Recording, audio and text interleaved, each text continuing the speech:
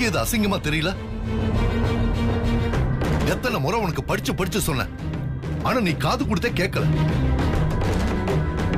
யாரோட பேசக்கூடாது பழகக்கூடாதுன்னு சொன்னேனோ அவரோட பேசி இருக்க, ஊரை சுத்திட்டு வந்திருக்க.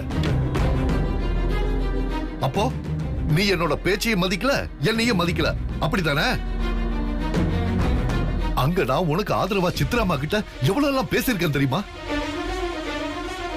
அவ ரொம்ப நல்ல பொண்ணு, நீங்க நினைக்கிற மாதிரி தப்பான பொண்ணு கிடையாது, அப்படி இப்படின்னு உனக்காக எவ்வளவு பேசியிருக்கேன் தெரியுமா உனக்கு? என்னோட இத்தனை வருஷத்துல அந்த அம்மா கிட்ட யாருக்காகவும் எதுக்காகவும் நான் கெஞ்சினதே கிடையாது.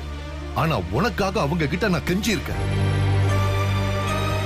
ஏன்னா நான் உன்னை வேலைக்காரியா பார்க்கலமா, நான் பெத்த மகளா தான் பார்க்கிறேன். ஆனா நீ என்ன ஒரு வேலைக்காரனா தான் பார்த்திருக்க. அதனாலதான் நீ என்னோட பேச்ச மதிக்கல, அப்படித்தானே? ஐயா அப்படிலாம் பேசாதீங்க. வேற எப்படி பேசுறதுமா? இப்ப வரைக்கும் நான் கேட்ட கேள்விக்கு உன்கிட்ட பதில் இல்ல. சொல்லு, நீ ரிஷி கூட கிஃப்ட் வாங்குறதுக்காக மகாபலிபுரம் போனியா? உன்கிட்ட தான் கேட்டுட்டு இருக்கமா, தயவு செஞ்சு சொல்லு. போனேன்.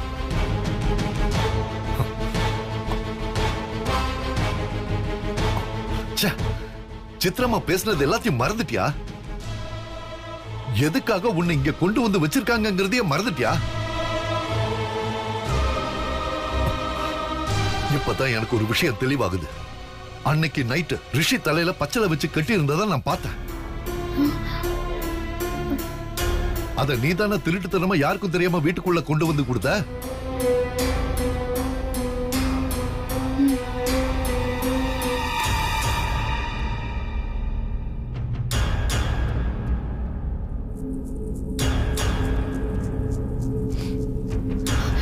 என்ன மன்னிச்சிடுங்க ஐயா.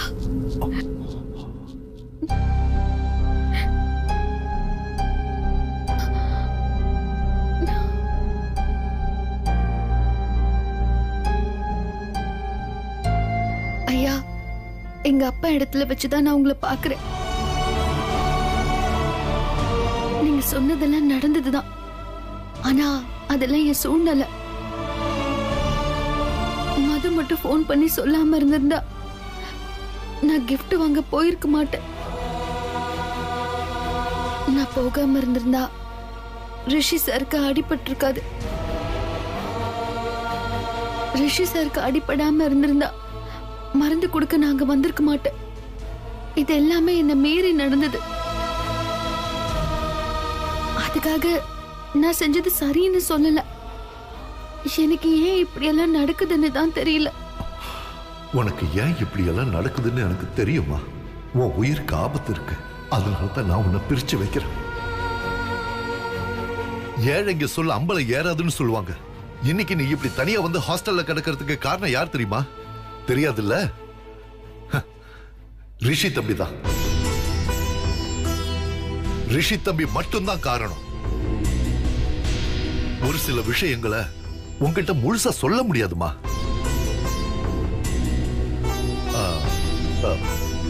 நீ என்ன அப்பா ஸ்தானத்துல வச்சு பாக்குறேன்னு சொன்னதுனால மட்டும் கேக்குற. நான் சொல்றத கேப்பியா? இது வரைக்கும் கேட்டுட்டு தான் இருந்தேன், இனியும் கேட்பேன். சொல்லுங்கய்யா, நான் என்ன செய்யணும்? இனி நான் ரிஷி சாரை பார்க்க கூடாது, பேசக்கூடாது, அதானே? உன் மேல எனக்கு நம்பிக்கை இருக்குமா, ஆனா நான் ரிஷி தம்பிய எதுவும் கேட்க முடியாது. அதனால நாளைக்கு உன்னை வெளியூர்ல இருக்கிற ஆசிரமத்துல கொண்டு போய் சேர்க்கலான்னு முடிவு பண்ணிருக்கேன். உனக்கு சம்மதமாமா? நீங்க எது செஞ்சாலும் என் நல்லதுக்கு தான் செய்வீங்க. அது மட்டும் இல்லாம என்னால யாருக்கும் எந்த தொந்தரவும் வந்துடக்கூடாது. அதுக்காக நீங்க என்ன எங்க தங்க சொன்னாலும் அங்க நான் தங்க தயாரா இருக்கேன்.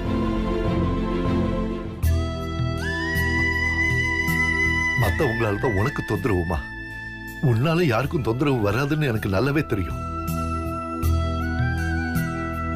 சில விஷயத்த நம்மளால விளக்க முடியாதுமா, ஆனா அந்த விஷயத்துல இருந்து நாம விலகி இருக்கலாம். அதுதாம்மா உனக்கு நல்லது. சரிம்மா, நாளைக்கு காலையில உன் பொருள் எல்லாம் எடுத்து வச்சு தயாராரு. நான் வந்து உன்னை கூட்டிட்டு போறேன்.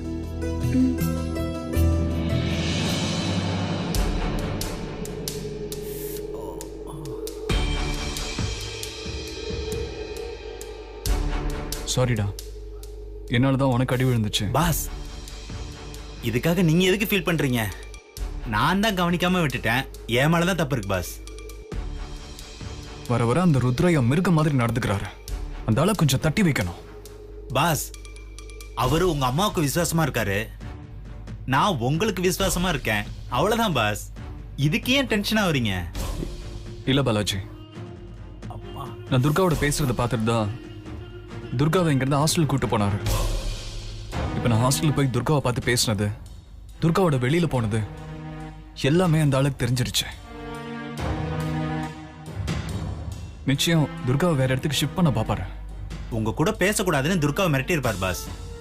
துர்காவை ஷிஃப்ட் பண்ற அளவுக்குலாம் போக மாட்டார் பாஸ். இல்ல பாலாஜி, அவரை பத்தி உனக்கு தெரியாது. கண்டிப்பா ஏதாவது பண்ணுவாரு. அந்த அளவு கிரிமினல் புத்தி அந்த ஆளுக்கு.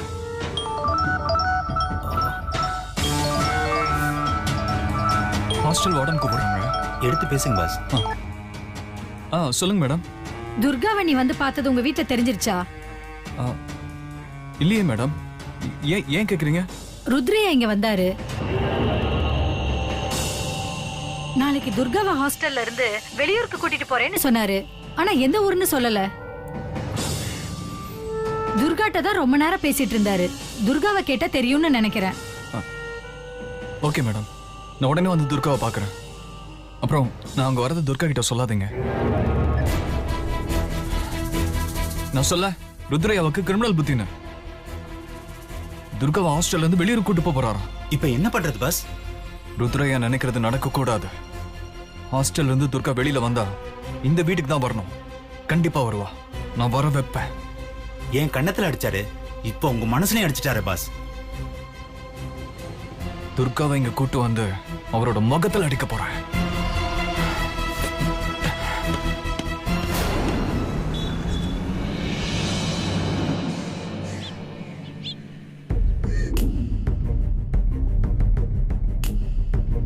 துர்கா, உன்னை வார்டன் கூப்பிடுறாங்க. எதுக்காக கூப்பிடுறாங்க? அம்மா கூப்பிட்டீங்களா? வாமா. இரு துர்கா, இதோ ஒரு கால் பண்ணிட்டு வந்துடுறேன். சரியா? நீ உட்காரு. என்ன வர சொல்லிட்டு ஃபோன் பேச போறாங்க? ஒன்னும் புரியலையே.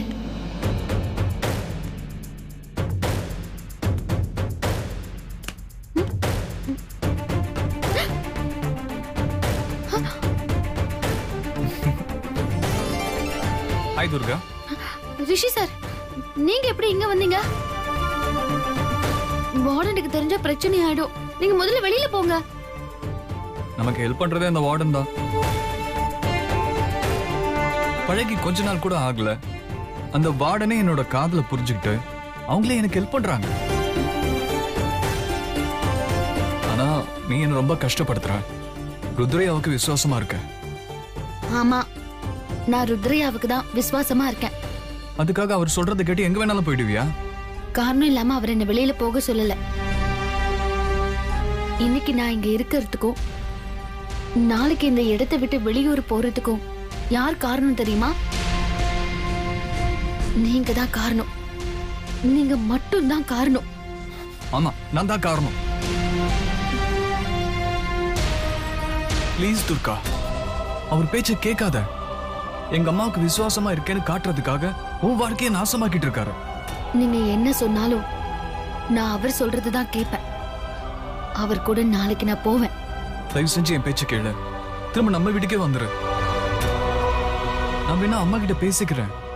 ப்ளீஸ் துர்கா, இந்த ஒரே ஒரு முறை மட்டும் என் பேச்ச கேளு. ரிஷி சார், நிஜமாவே உங்களுக்கு என் மேல அன்பு இருந்துச்சுன்னா தயவு செஞ்சு இங்க இருந்து கிளம்புங்க. இப்ப போறேன். ஆனா நீ என் காதல புரிஞ்சுக்கலான்றதுக்காக முழுசா உன்னை விட்டு போக மாட்டேன். கடைசி வரைக்கும் உனக்கு புரிய வைப்பேன்.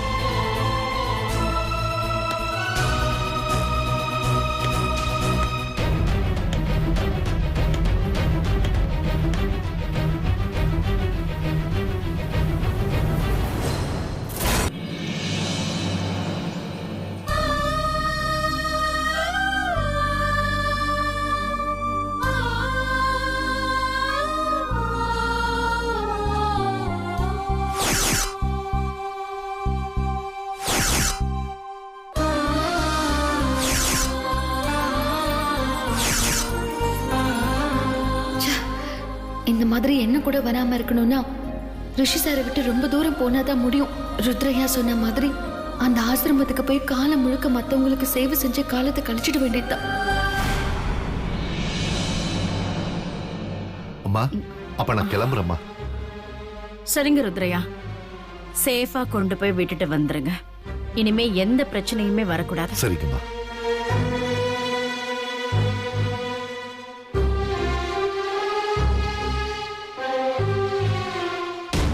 கவலைப்படாதீங்கம்மா, என்னையோட எல்லா பிரச்சனையும் சரியாயிடுமா. ஓகே, அங்க போயிட்டு எனக்கு கால் பண்ணுங்க. சரிங்கம்மா, நான் போயிட்டு வரேன். துர்காவை எங்க கூட்டு போறாருன்னு எப்படியாவது கண்டுபிடிக்கணுமே.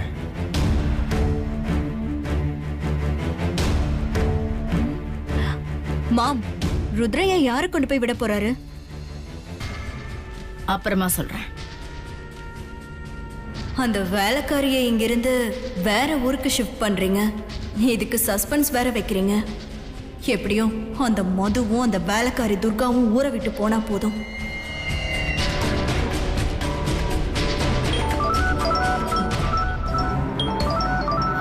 ஹலோ,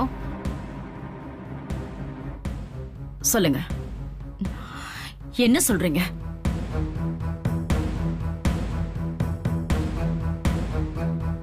இப்ப எங்க இருக்கா?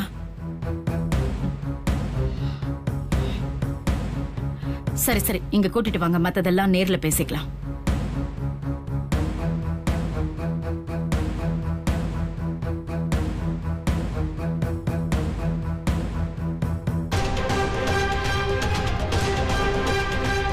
என்னாச்சுமா, ஏதாவது பிரச்சனையா? ஆமா, பிரச்சனை தான் ருத்ரையா.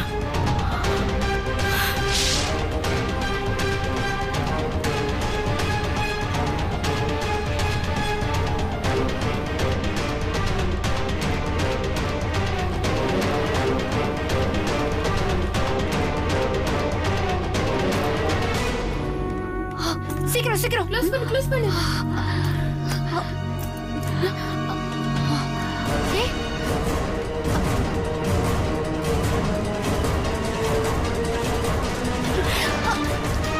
எதுக்கு இப்படி பயந்து போய் கதவை சாத்துறீங்க?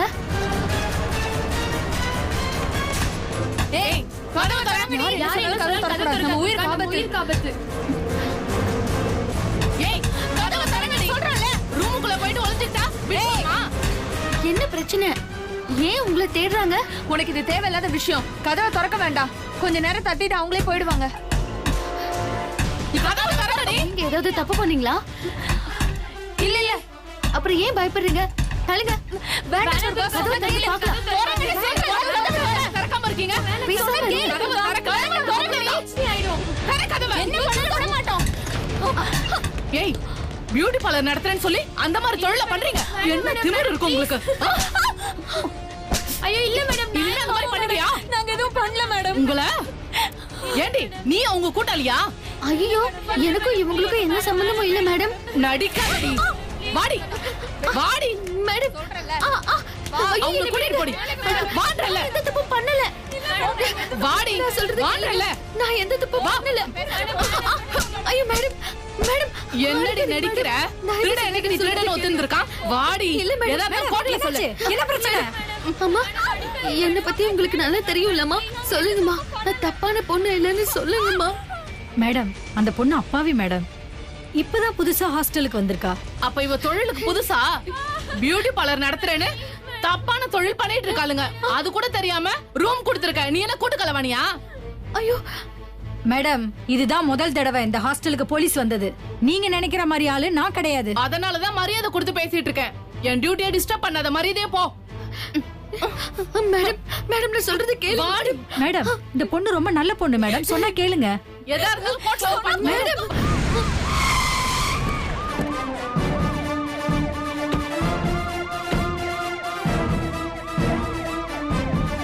அந்த பொண்ணு ரொம்ப நல்ல பொண்ணு. சொல்றேன்ல. ஏன் நம்ப மாட்டேங்க? நிறுத்துமா, நிறுத்து. இப்ப என்னமா பிரச்சனை? சார், இவளும் அவங்களும் கூட்டு கலவாணி சார். வரமாட்டேன்னு அடம்பிடிக்கிறா சார். சார் நான் எந்த தப்பும் பண்ணல சார். என்ன விட்டு சொல்லுங்க சார். சார், அவ ரொம்ப நல்ல பொண்ணு சார். எந்த தப்பும் பண்ணிருக்க மாட்டா. இந்த ஹாஸ்டலுக்கு வந்து ஒரு வாரம் கூட ஆகல சார். இதுக்கு முன்னாடி எங்கம்மா இருந்த? என்ன பண்ணிட்டு இருந்த? ஜிபிஎன் குரூப் சித்ரா தேவி அம்மா வீட்டுல வேலை பார்த்துட்டு இருந்தேன் சார். என்னம்மா சொல்ற? ஜிபிஎன் குரூப் சித்ரா தேவி அம்மா வீட்டு வேலைக்காரியா நீ? ஆமா சார். உண்மையதான் சொல்றியா? சாமி சத்தியமா. உன் பெயர் என்ன? துர்கா சார். அவங்கள கூட்டிட்டு போங்க. ஏய் போடி. மேடம், நான் இன்ஸ்பெக்டர் பேசுறேன். போடி. வண்டில ஏறு. ஏறுங்க அவளுங்கள. ஓகே மேடம், உங்க வீட்டுக்கு கூட்டிட்டு வந்துடுறேன் மேடம். நீங்க போங்க மேடம். சித்ரா தேவி அம்மா வீட்டுக்கு கூட்டு வர சொல்லிட்டாங்க. நான் பாத்துக்கறேன், நீங்க போங்க. Okay. நீ வாமா.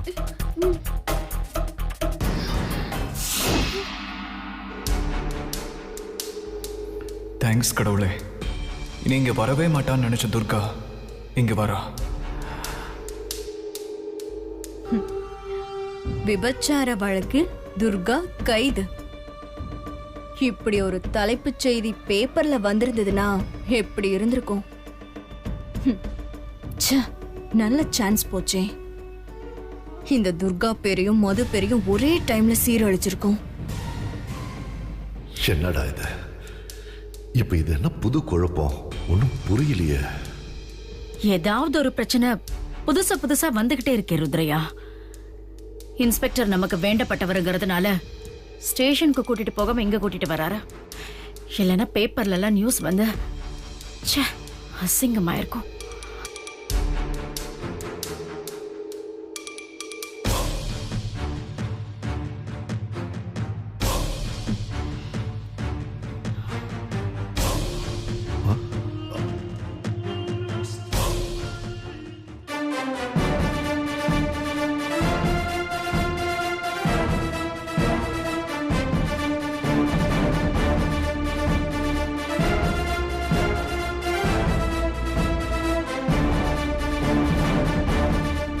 போலீஸ் பந்தோபஸ்தோட வர படிச்சு கிடிச்சு கலெக்டர் ஆயிட்டாலோ?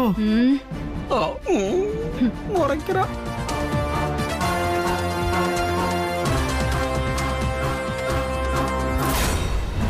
வணக்கம் மேடம்.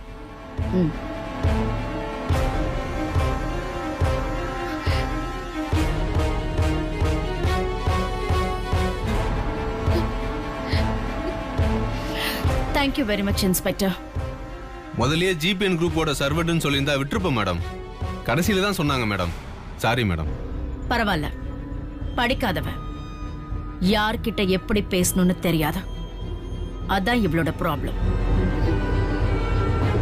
சிட்டில எல்லாரையும் நம்பிடாதம்மா, கொஞ்சம் பார்த்து பழகுமா.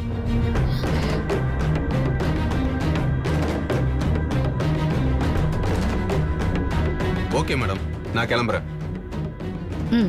போயிட்டு வாங்க. ருத்ரையா, அனுப்பிட்டு வாங்க. சரிங்கம்மா. சார், நீங்க முன்னாடி போங்க. நான் ஸ்டேஷனுக்கு வந்து மற்ற ஃபார்மாலிட்டிஸ் எல்லாம் முடிச்சிடுறேன். சரி, ஒன்றும் பிரச்சனை இல்லை சார். எஃப்ஐஆர்ல எதுவும் போடல. ஓகே சார், ரொம்ப தேங்க்ஸ் சார். ஓகே சார், வரேன் மேடம். போயிட்டு வாங்க சார்.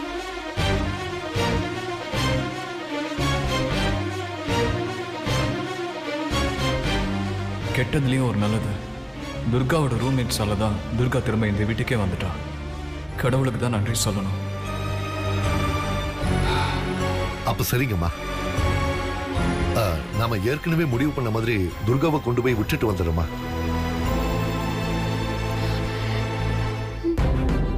விட்டமாட்டான் போல இருக்க இந்த ஆளு. அண்ணி, அந்த வேலைக்காரி வீட்டை விட்டு போறதுக்கு முன்னாடி நல்லா சாகுற மாதிரி 4 திட்டு திட்டுங்க அண்ணி. ஞாபகப்படுத்துறதுக்கு தேங்க்ஸ் காவேரி. அவளே அசிங்கப்பட்டு போறா, அவளை ஏன் திட்டுற? ரெண்டு பேரும் முறைக்கிறாங்க. அவளுக்கு நேரம் சரியில்லைன்னு நினைக்கிறேன். பத்திரமா கூட்டிட்டு போங்க. ஏய், போற இடத்துலயாவது ஒழுங்காயிரு. ஏய் வேலைக்காரி,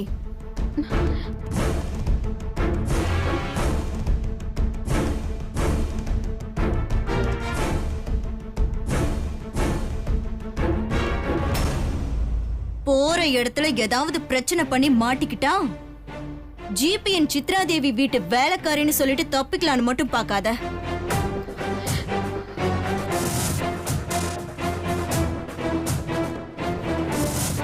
இந்த வீட்டு பேரை சொல்றது உனக்கு வேணா பெருமையா இருக்கலாம். ஆனா அது எங்களுக்கு அசிங்கம். புரியுதா?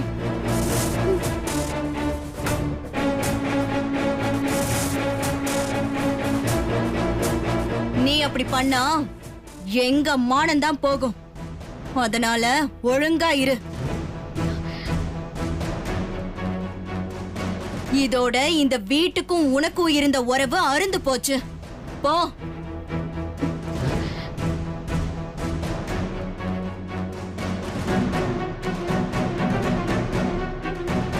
ருத்ரையா,